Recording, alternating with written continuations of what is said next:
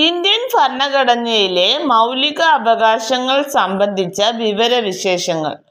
അവകാശങ്ങളുടെ India ആർട്ടിക്കിൾസിനെ കുറിച്ചാണ് ഇതിൽ പറയുന്നത്.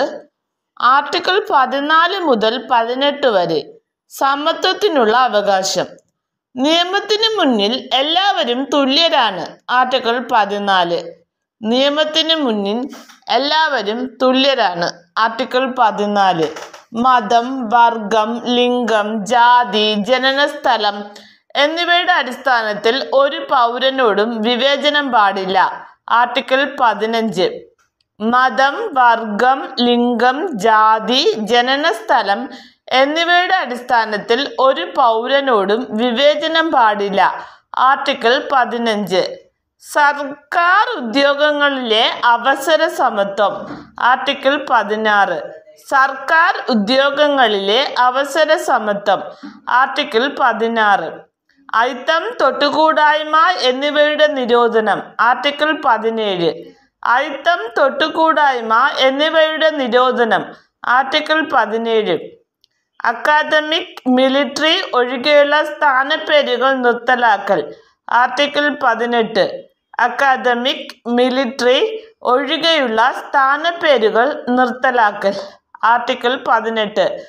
ആർട്ടിക്കിൾ 18 പ്രകാരം ഭാരതത്തിലെ ഒരു പൗരൻ ഏതെങ്കിലും വിദേശകാര്യ രാഷ്ട്രത്തിൽ നിന്ന് ഏതെങ്കിലും സ്ഥാനപ്പേര് സ്വീകരിക്കാൻ പാടില്ല.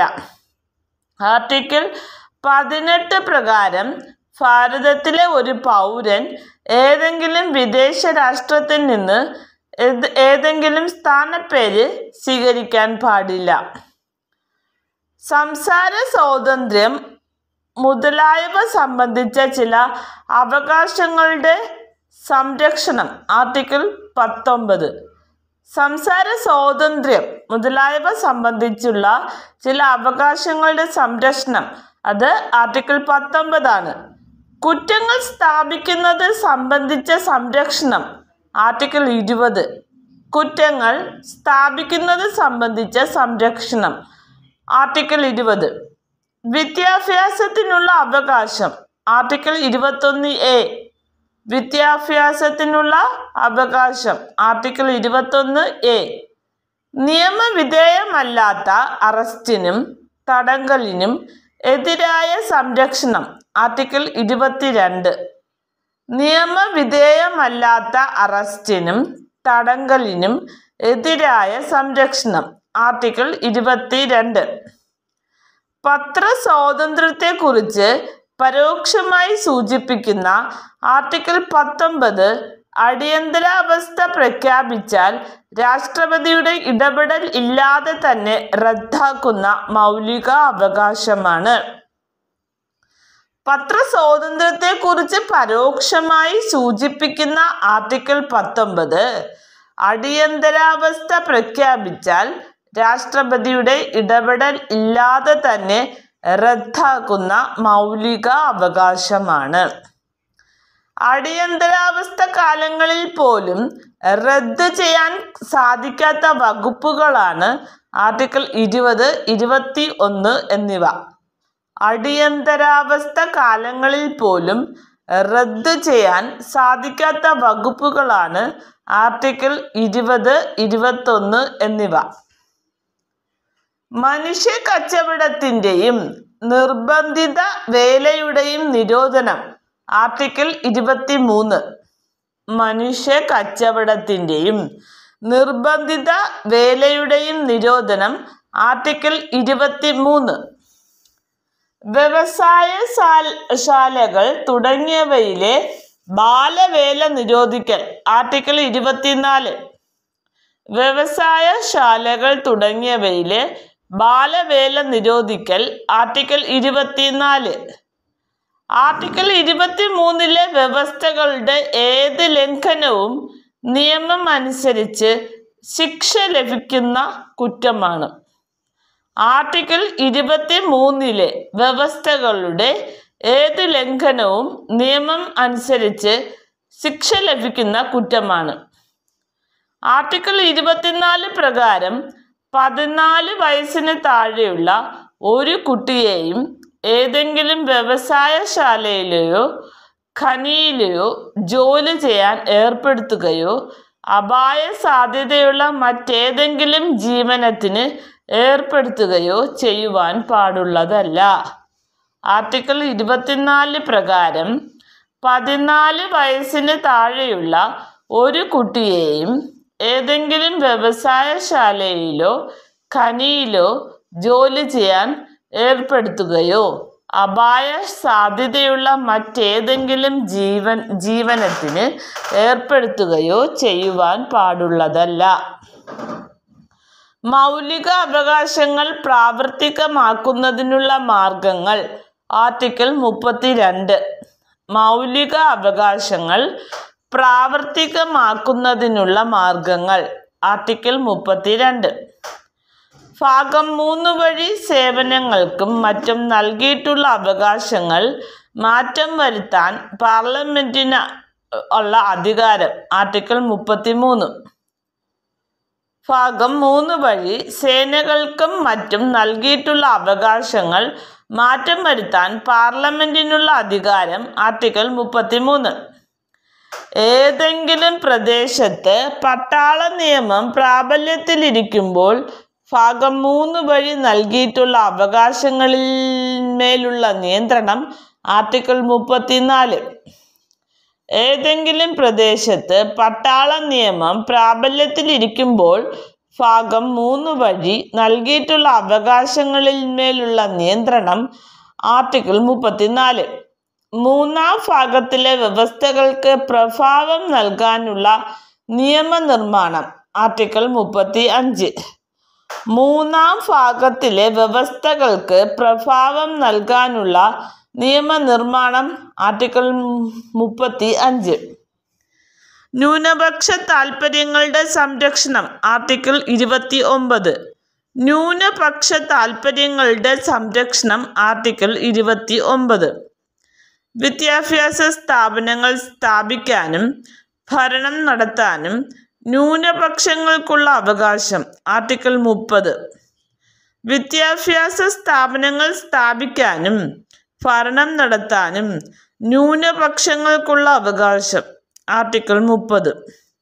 ആർട്ടിക്കിൾ 29(1) പ്രകാരം ഇന്ത്യയിൽ താമസിക്കുന്ന പൗരന്മാരിൽ ഭിന്നമായ ഒരു ഭാഷയോ ലിപിയോ സംസ്കാരമോ സ്വന്തമായുള്ള ഏതൊരു വിഭാഗത്തിനും അത് സംരക്ഷിക്കുന്നതിന് അവകാശമുണ്ട്.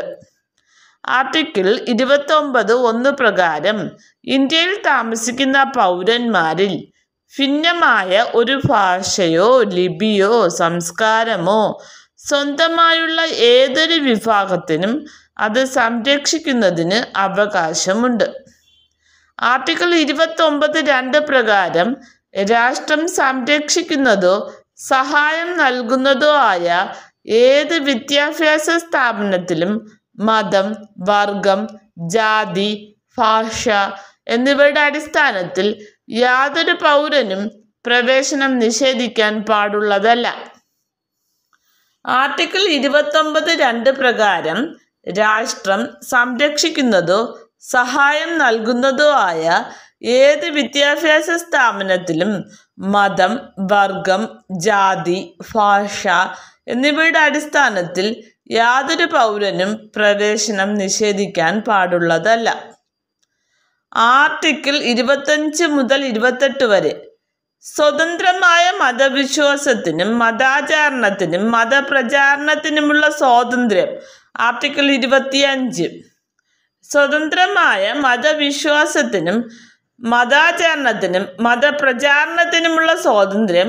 ആർട്ടിക്കിൾ 25. മതപരമായ കാര്യങ്ങളുടെ നടത്തിപ്പിനുള്ള സ്വാതന്ത്ര്യം. ആർട്ടിക്കിൾ 26. മതപരമായ കാര്യങ്ങളുടെ നടത്തിപ്പിനുള്ള സ്വാതന്ത്ര്യം. ആർട്ടിക്കിൾ 26. ഏതെങ്കിലും പ്രത്യേക മതത്തിൻ്റെ പോഷണത്തിനു വേണ്ടി നികുതികൾ കൊടുക്കുന്നത് സംബന്ധിച്ച സ്വാതന്ത്ര്യം. ആർട്ടിക്കിൾ 27. ഏതെങ്കിലും പ്രത്യേക മതത്തിൻ്റെ പോഷണത്തിനു വേണ്ടി നികുതികൾ കൊടുക്കുന്നത് സംബന്ധിച്ച സ്വാതന്ത്ര്യം. ആർട്ടിക്കിൾ 27. ചില വിദ്യാഭ്യാസ സ്ഥാപനങ്ങളിൽ മതബോധത്തിനോ മതപരമായ ആരാധനയ്ക്കോ ഹാജരാകുന്നത് സംബന്ധിച്ച സ്വാതന്ത്ര്യം ആർട്ടിക്കിൾ 28. ചില വിദ്യാഭ്യാസ സ്ഥാപനങ്ങളിൽ മതബോധനത്തിനോ മതപരമായ ആരാധനയ്ക്കോ ഹാജരാകുന്നത് സംബന്ധിച്ച സ്വാതന്ത്ര്യം ആർട്ടിക്കിൾ 28. ഇന്ത്യൻ ഭരണഘടന പ്രാബല്യത്തിൽ വരുമ്പോൾ ആർട്ടിക്കിൾ 31 പ്രകാരം സ്വത്തവകാശം പൗരന്റെ മൗലികാവകാശമായിരുന്നു. ഇന്ത്യൻ ഭരണഘടന പ്രാബല്യത്തിൽ വരുമ്പോൾ ആർട്ടിക്കിൾ 31 പ്രകാരം സ്വത്തവകാശം പൗരന്റെ മൗലികാവകാശം ആയിരുന്നു. 1978 44-ാം ഭരണഘടനാ ഭേദഗതി പ്രകാരമാണ് സ്വത്തവകാശത്തെ മൗലികാവകാശങ്ങളുടെ പട്ടികയിൽ നിന്ന് മാറ്റിയത്. 1978 44-ാം ഭരണഘടനാ ഭേദഗതി പ്രകാരമാണ് സ്വത്തവകാശത്തെ മൗലികാവകാശങ്ങളുടെ പട്ടികയിൽ നിന്ന് മാറ്റിയത്. മൊറാർജി ദേശായി ആയിരുന്നു 44-ാം ഭരണഘടനാ ഭേദഗതി പുറപ്പെടുവിച്ച സമയത്തെ ഇന്ത്യൻ പ്രധാനമന്ത്രി. മൊറാർജി ദേശായി ആയിരുന്നു 44-ാം ഭരണഘടനാ ഭേദഗതി പുറപ്പെടുവിച്ച സമയത്തെ ഇന്ത്യൻ പ്രധാനമന്ത്രി. ഇതോടൊപ്പം സ്വത്തുമായി ബന്ധപ്പെട്ട മൗലിക സ്വാതന്ത്ര്യത്തെക്കുറിച്ച് പരാമർശിച്ച ആർട്ടിക്കിൾ 19(1)(f) കൂടി റദ്ദു ചെയ്യപ്പെട്ടു. ഇതോടൊപ്പം സ്വത്തുമായി ബന്ധപ്പെട്ട മൗലിക സ്വാതന്ത്ര്യത്തെക്കുറിച്ച് പരാമർശിച്ച ആർട്ടിക്കിൾ 19(1)(f) കൂടി റദ്ദു ചെയ്യപ്പെട്ടു. നിലവിൽ ഇന്ത്യൻ ഭരണഘടനയിലെ ആർട്ടിക്കിൾ 300A ആണ് സ്വത്തവകാശത്തെക്കുറിച്ച് പ്രതിപാദിക്കുന്നത്. സ്വത്തവകാശം നിലവിൽ ഒരു നിയമ അവകാശം മാത്രമാണ്. നിലവിൽ ഇന്ത്യൻ ഭരണഘടനയിലെ ആർട്ടിക്കിൾ 300A ആണ് സ്വത്തവകാശത്തെക്കുറിച്ച് പ്രതിപാദിക്കുന്നത്. സ്വത്തവകാശം നിലവിൽ ഒരു നിയമ അവകാശം മാത്രമാണ്. മൗലിക അവകാശങ്ങളുടെ ശില്പി എന്നറിയപ്പെടുന്നത് സർദാർ വല്ലഭായ് പട്ടേലാണ്. ഭരണഘടനാ നിർമ്മാണ സഭയിലെ മൗലിക അവകാശങ്ങളും ന്യൂനപക്ഷങ്ങളും കമ്മിറ്റിയുടെ ചെയർമാൻ വല്ലഭായ് പട്ടേലായിരുന്നു. പട്ടേൽ അധ്യക്ഷത വഹിച്ച 1931 കറാച്ചി കോൺഗ്രസ് സമ്മേളനത്തിലാണ് മൗലിക അവകാശങ്ങളെക്കുറിച്ച് പ്രമേയം പാസാക്കിയത്.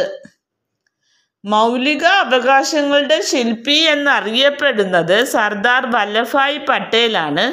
ഭരണഘടനാ നിർമ്മാണ സഭയിലെ മൗലിക അവകാശങ്ങളും ന്യൂനപക്ഷങ്ങളും കമ്മിറ്റിയുടെ ചെയർമാൻ വല്ലഭായ് പട്ടേലായിരുന്നു.